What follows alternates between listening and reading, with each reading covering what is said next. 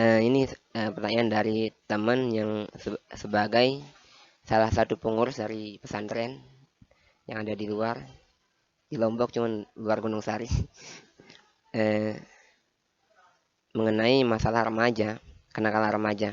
Mungkin kita semua tahu bahwa salah satu penyebab kenakalan remaja ialah minimnya ilmu agama atau ia tidak pernah belajar di pondok pesantren. Yang jadi pertanyaan itu, lantas kenapa masih banyak remaja-remaji yang masih nakal walaupun ia belajar di pondok pesantren? Dan bagaimana cara mengatasi anak pondok yang masih nakal? Ini fenomena nih. Jadi yang umum sekali kita lihat, dia sekolah di mana saja saat ini. Bahkan seandainya pun dia sekolah di pondok pesantren, kalau masih dia tercemar oleh keadaan di luar, kali lagi, kalau dia tercemar oleh keadaan di luar, lebih kuat pencemaran di luar ini. Sehingga sekarang, apalagi ini zaman COVID nih, banyak sekali tidak terjadi tatap muka dikurangin, anak-anak diberikan daring gitu, melalui YouTube. Mereka yang mereka buka itu bukan WA-nya, tapi YouTube-nya yang dibuka. Nah, ini sumber daripada belajar yang tidak bertanggung jawab. Yang sulit sekali kita bisa bendung. Nah, pada dasarnya kewajiban-kewajiban utama itu adalah dari rumah. Pondok pesantren itu jangka waktunya sudah tertentu. Mungkin 3 tahun, mungkin 6 tahun. Setelah itu mereka dewasa, mereka keluar, dipengaruhi sama yang di luar. Nah, disinilah peran daripada orang tua yang sangat penting. Dan di dalam Islam, itu sudah ada kewajiban-kewajiban dari sejak mereka berumur 7 tahun, memperkenalkan sholat misalnya. 10 tahun harus sudah memberikan sanksi. Kalau sholatnya baik, maka yang lain-lain insya Allah akan baik. Yang kedua, komunikasi. Anak-anak kita kadang-kadang mendapatkan jawaban dari keingintahuannya itu dari Google, dari YouTube.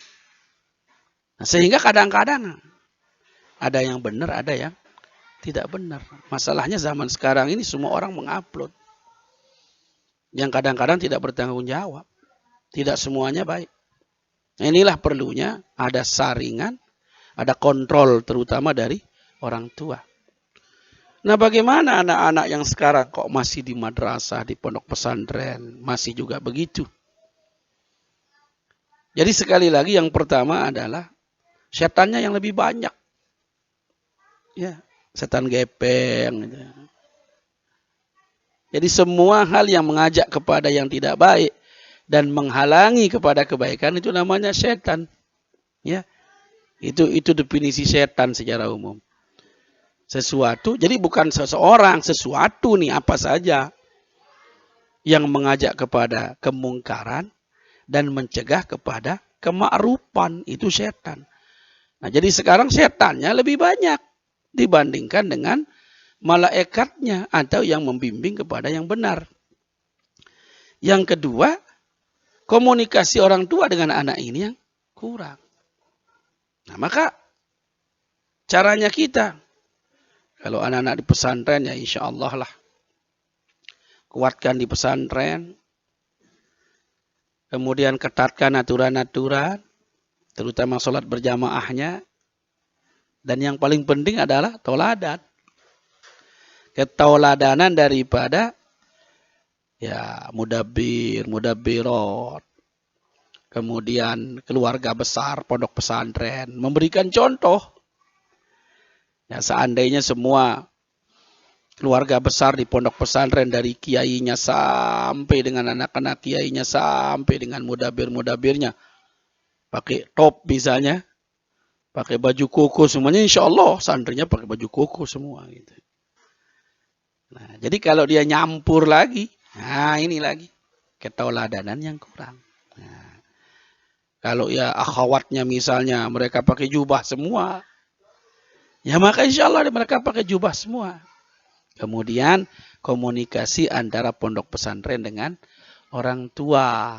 Begitu. Ya, intinya sebenarnya adalah mengurangi sumber daripada setan itu. Ya, tidak diperkenankan bawa HP, itu kan mengurangi. Ya. Itu salah satu cara kita untuk itu. Kemudian menasihatkan kepada anak setiap saat memberi nasihat.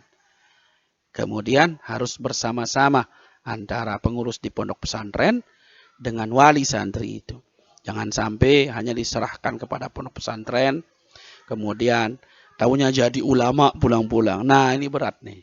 Ya, hayalan orang tua, keinginan orang tua jadi ulama anaknya itu berat. Doalah paling tidak ketika anak ada di luar di pondok pesantren, ibu bapaknya berdoa di rumah. Ya.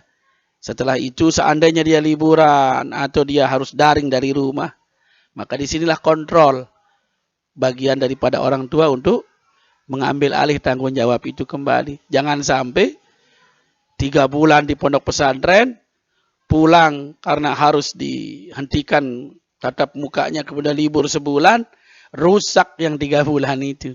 Karena kontrol yang kurang dari kita sebagai orang tua. Maka mudah-mudahanlah jadi semua ini menjadi tanggung jawab bersama pondok pesantren dengan orang tua. Demikian.